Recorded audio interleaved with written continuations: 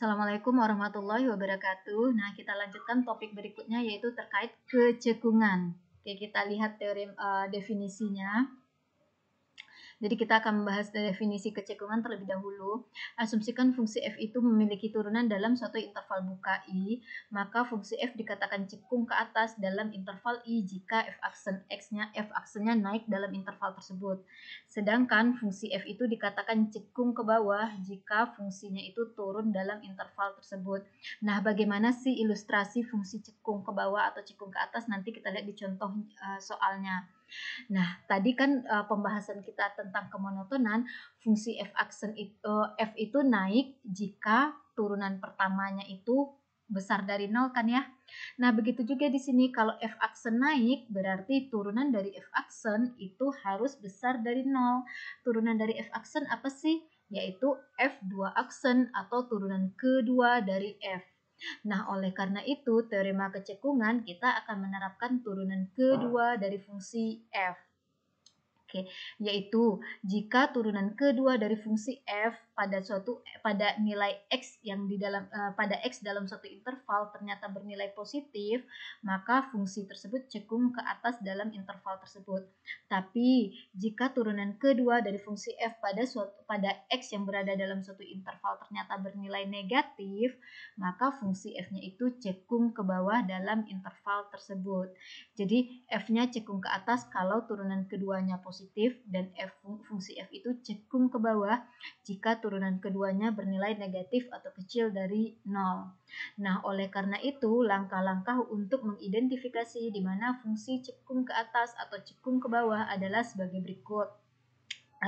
Analog dengan langkah-langkah mengidentifikasi di mana fungsi naik dan fungsi turun tadi. Di sini kalau mengidentifikasi di mana cekung ke atas atau ke bawah, yaitu kita menemukan turunan keduanya, kemudian menemukan split point dari persamaan turunan kedua sama dengan 0, kemudian menemukan solusi dari turunan kedua yang kecil dari 0 dan turunan kedua yang besar dari 0. Kecil dari 0 berarti kita ingin mengetahui di mana fungsinya cekung ke bawah. Sedangkan jika turunan keduanya besar dari 0, maka di daerah tersebut fungsinya cekung ke atas. Kita langsung saja ke contoh soal. Temukan di mana fungsinya cekung ke atas dan cekung ke bawah pada kurva fx sama dengan negatif 2x pangkat 3 tambah 3x kuadrat dalam interval negatif 1 sampai 2. Dan ini sama persis dengan contoh sebelumnya yang kita bahas. Langkah pertama kita menemukan turunan kedua. Nah, untuk menemukan turunan kedua berarti kan kita menemukan turunan pertama dulu ya. Turunan pertama dari negatif 2x pangkat 3 adalah negatif 6x kuadrat, kemudian turunan dari 3x kuadrat adalah 6x. Ini baru f aksen atau turunan pertama. Berikutnya turunan keduanya adalah turunan dari negatif 6x kuadrat adalah negatif 12x dan turunan dari 6x adalah 6. Sudah diperoleh f double aksen x, kemudian temukan split point dari persamaan f double aksen x sama dengan 0. Berarti kita harus menemukan nilai x sehingga negatif 12x tambah 6 ini nilainya harus sama dengan 0. Nah, ini kan berarti menyelesaikan masalah persamaan linear saja ya. Negatif 12x tambah 6 sama dengan 0, maka negatif 12x-nya akan sama dengan negatif 6 dong ya. Atau x sama dengan negatif 6 bagi negatif 12. Nah, negatif 6 per negatif 12 bagi sama-sama dibagi negatif 6. Negatif 6 bagi negatif 6 adalah 1 dan negatif 12 bagi negatif 6 adalah 2. Maka split point dari turunan kedua sama dengan 0 ini adalah x sama dengan setengah. Nah, langkah berikutnya adalah kita menemukan solusi dari pertidaksamaannya. Tapi yang di rows kirinya itu adalah turunan kedua. Nah, tadi kita punya turunan keduanya adalah negatif 12x tambah 6 dengan split pointnya itu adalah x sama dengan setengah.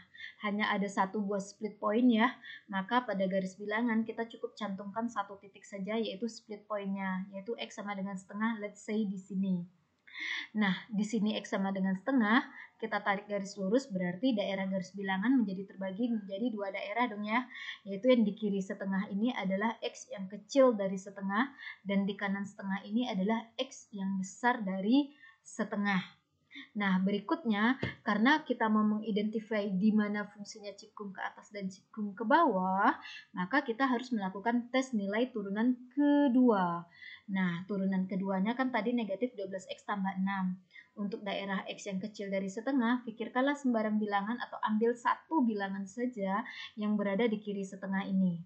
Nah, 0 berada di kiri setengah kan ya, maka pilih saja X sama dengan 0.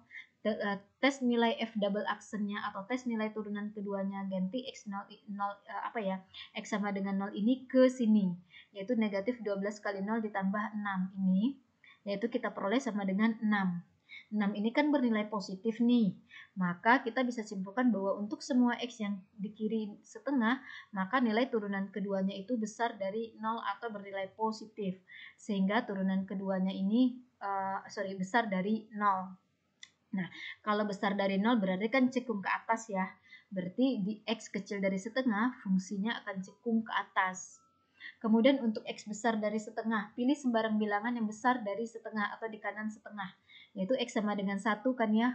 Pilih saja X sama dengan 1. Maka hitunglah nilai turunan kedua pada X sama dengan 1.